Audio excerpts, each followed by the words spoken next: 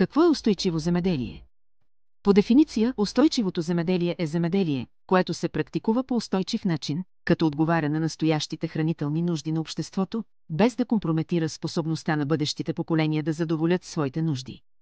Но нека се съсредоточим само върху частта земеделие по устойчив начин. А как става това?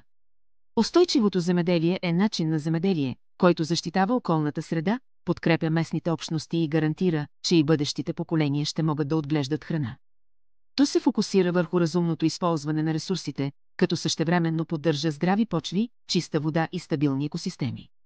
Примери за устойчиво земеделие включват сеитбообращения за поддържане на плодородието на почвата, използване на естествени торове, пестене на вода чрез ефективно напояване и избягване на вредни химикали.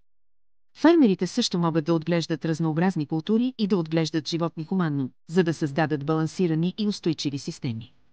Чрез прилагане на устойчиво земеделие можем да произвеждаме достатъчно храна, като същевременно намаляваме замърсяването, пестим ресурсите и опазваме биоразнообразието. Това е ключова стъпка към поздрава планета и сигурно снабдяване с храна в бъдеще.